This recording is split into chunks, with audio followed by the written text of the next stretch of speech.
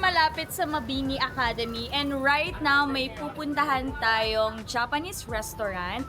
Dito lang yan sa may PM Calao, Barangay Balintawak. Like I said earlier, few steps away lang siya sa the Mabini Academy.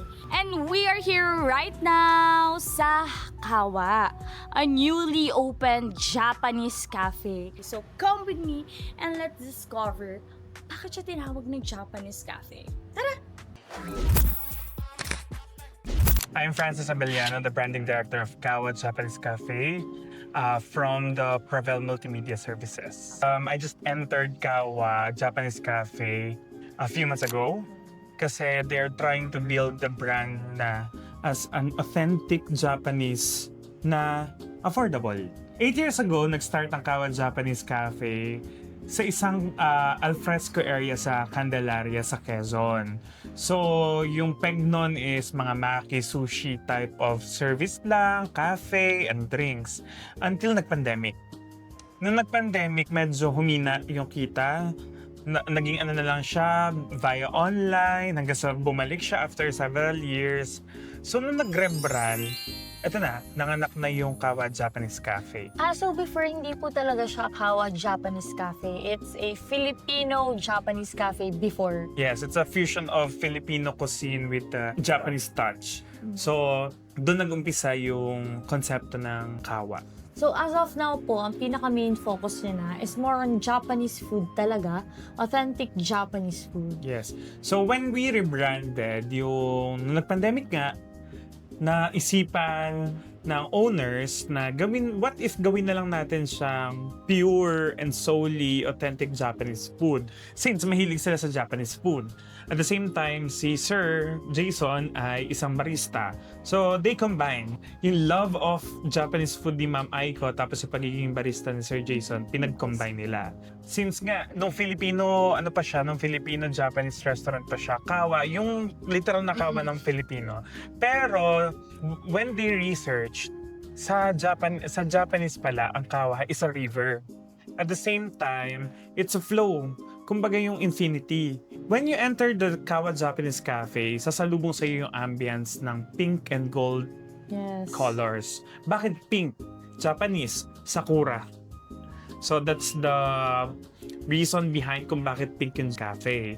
At the same time, mafe-feel mo dito yung warmth nung food. Feeling mo nasa Japan ka. Yes. Enjoying the sakura vibe. Parang ganyan. Di ba? Ang lamig sa mata.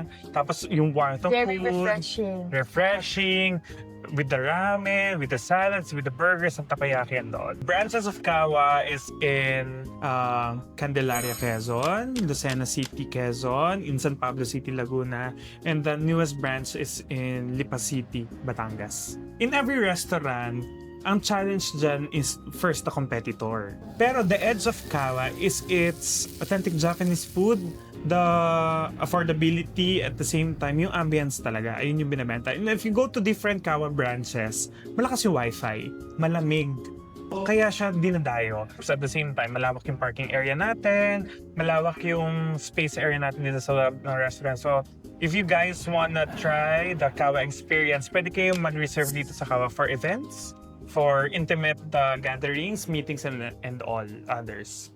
Ang isang labanan talaga ngayon when it comes to food is yung mabilis ka when it comes to innovations. Yung combination ng authenticity at the same time yung bang new take. For example, the burger with the apple and the sakura sauce. At the same time, it's the ambience talaga. Kailangan mag-invest ka sa ambience. Yun, I think those were the two things na natutunan ko at na-observe ko kung bakit nagsastrive ang Kawa. Malaki din yung naitulong sa aking Kawa Japanese Cafe para ma-boost yung aking confidence, especially in terms of customer service and how to maintain, syempre, yung kinakailangan ng isang restaurant. The bosses, Ma'am Aiko and Sir Jason is very kind and willing sila talagang mag-share ng kanilang mga knowledge kung paano natin may improve yung ating food, yung ating everyday na ginagawa para bumalik si customer. Without them, syempre, as a team leader, hindi ako ma-develop kung wala yung kanilang, yung mga trainings and then yung mga idea to improve myself and how, kung paano ko siya i-apply sa bawat araw to serve para sa mga customer ng mas maayos in terms of plating, yung mga lalabas naming food to make sure that everything is okay, malinis, at saka very presentable. Since na-describe na naman ni Sir kanina yung mga best sellers nito and kung ano nga ba yung meron sa kanila, my role is to taste them and give my honest review sa ating mga viewers para alam niyo na rin kung ano yung i-expect dito. So, hulaan niyo dito alin yung burger na may apple and pink sauce. So, yun yung una nating itatry. Kaya ako guys, nag-gloves para mas makuha ko yung 100% experience of eating this burger. And yan, as you can see guys, ito yung burger nila. And, ayan, nasa loob yung pink sauce, may lettuce din, and the apple. Kaya ang lasa nito guys. Guys, you know me, kapag nakain ako ng burger, medyo pinapress down ko siya para mas makagat ko siya ng ayos. Guys, grabe yung sauce nila. Sobrang generous nila sa sauce. This is their standard serving nila. Hindi lang dahil vini-video namin to or what, but this is their standard serving.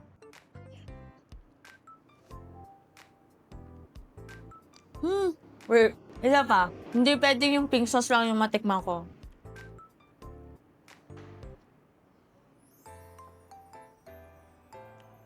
Wait, hindi ito nagtatagal guys eh. Okay, hindi ko in-expect na gano'n yung magiging lasa na.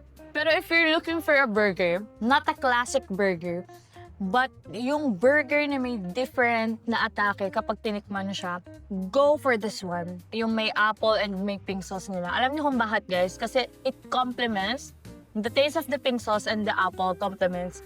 Talaga malalasahan mo yung apple guys, and yung patty nila. 10 out of 10 guys. Harap. Next.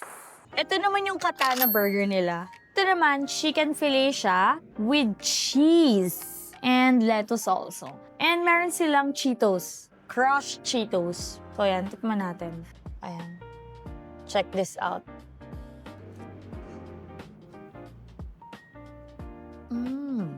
More on sa cheesy side naman tong burger na to.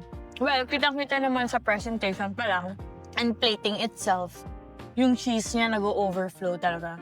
Next is their salad. Ito yung dalawang salad nila. Their Caesar salad and their Canny salad. But, itikman muna natin si Caesar salad. Lettuce, yung plating, ang ganda. Grabe yung parmesan cheese nila dito. Hindi kayo tinipid. Kaan, guys.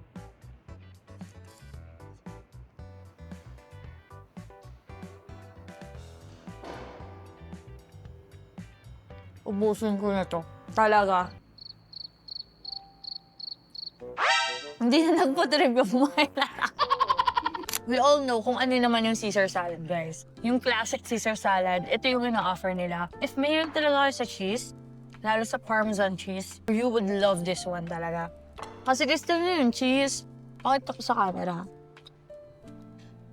Solid. Next. Canny salad. Ito guys, bihira ako makatikim ng canny salad. Kaya inuna ko yung Caesar salad eh. Para mas ma-appreciate yung lasa ni canny salad. Ito yung sinasabi ko sa inyo, yung colorful yung plating. May green, may yellow, may orange. Lahat na. Hinahalo ba to? So it's a slice of carrots. Ano to? Mango. Pipino. Okay, first bite. Second. Isa pa. Wait lang. I think yung canny salad, good siya for appetizers. For me, before kayo mag-main course, ito muna yung kainin nyo or orderin nyo. And if you're looking pala for some healthy options, especially, di ba, yung mga Asian cuisine, more on ano sila, more on carbs and all. Pero if you're looking for an healthy option, especially in a Japanese cafe, canny salad and Caesar salad is yung perfect para sa inyo. Mas nagustuhan ko yung canny salad. Mas prefer ko lang, as of now, si canny salad kaysa kay Caesar salad. So we have here the classic or their classic takoyaki with bonito flakes. What do you mean classic? Kasi yung classic takoyaki nila guys, meron siyang octobits inside. and also cheese. Talagang pagkakagatin nyo talaga, dapat ma-feel natin. Yun yung gusto natin sa takoyaki. Hindi lang naman ako, but siguro everyone na mga naghahanap ng takoyaki, they want na ma-feel sa takoyaki na kapag kinagat nila yung takoyaki, merong melted cheese inside and octobits. Gusto nilang matikman yung ingredients inside. Yan guys.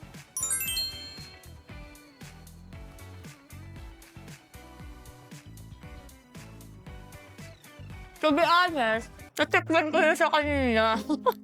Wait, hirap niya kasi ang gusto mo yan. Ang liit kasi ng bunga ko eh. Na-serve naman nila kung ano yung hinahanap ko. Melted cheese, check. Octobits, check.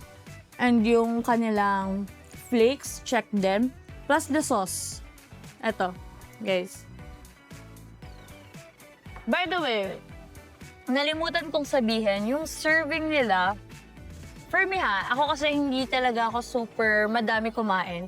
So yung serving nila for me is good for 2 to 3 persons. At least 2, max 2 person. Kaya nilang umubos ng ganon. Lalo na to guys, takoyaki, good for 2 to 3 persons to. 4 pa nga eh. Ayan. Tapos very budget friendly guys. Hindi nila kayo babaratin sa presyo. And especially sa quality ng sinaserve nilang food. Naka-quality check yan, hindi yan substandard. Di ba, sir? Yes. Hindi substandard ang Kawa Japanese Cafe. And for the last one, okay, nag-end. Tit. Nag-end na. Masyado nang maanghang. Okay lang po to. Gusto ko nung china-challenge yung sarili ko talaga. Ito na. Ito na ang most awaited part ni Mary Juvel. Ayun, i-review ang Aka Ramen. This is their spiciest na ramen sa cafe nila. So, gaano siya ka-spicy? We'll never know pag di natin titikwan. Okay, guys. Kinakabahan ako. Tikman ko muna yung soup.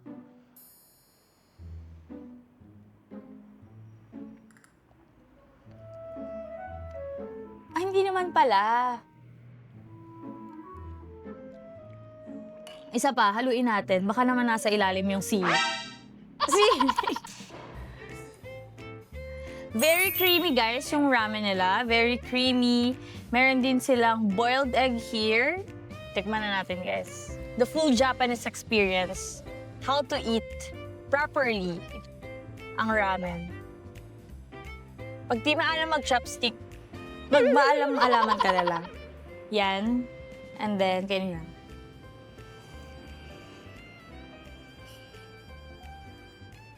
Okay guys, hindi naman siya super duper talaga maanghang. Pasok siya sa anghang na prefer ko. Yung anghang na talagang hindi ka manginginig sa anghang. Mag-iinit lang ng konti yung katawan mo sa anghang. Pero habi nung dila ko, ganun lang sila. Hindi sila umiyak. Guys, hindi umiyak yung dila ko sa anghang ng ramen nila. Pero if gusto niyo ng challenge, go for this one. But they have variety options for ramen. And meron din naman silang mas creamy lang. And ito kasi, yung pinatry nila sa amin, yung may challenge talaga. Gusto nilang i-challenge yung team namin. At ang team namin ay lumipat. KMJS to. Ayan, ito na yung kanilang Nutella Franilla. Okay, facts na naman. MJ Facts 101. Nutella Franilla of Kawa Japanese Cafe. Why does it called Nutella Franilla? Fra came from the word frap, and nila came from the word vanilla. Kapag pinagsama niyo sa Nutella Franilla. Tama naman, sir, di ba? Ginawa na sariling meaning yung drinks. Pero yun, guys, this is a milk base and not a coffee base. Not your usual chocolate drink. Yun na lang, guys. Not your usual chocolate milk drink. Go for this one, Nutella Vanilla. So, that's it for today. Pinaka nagustuhan ko is the classic takoyaki. Hindi ko in-expect na takoyaki pa talaga kasi hindi naman ako mahilig sa takoyaki. I mean, na-exceed niya yung expectations ko. That's it. That's why. And then, their burger na may apple and pink sauce. Manamis na miss yung lasa ng burger nila. And that's it for today's video. And don't forget to click the like, comment, and notification ring bell button so you'll get updated for our next videos. And also don't forget to like the official social media pages of Kawa Japanese Cafe. Lalagay na lang namin sila sa description box. Bye! Arigatou gozaimasu!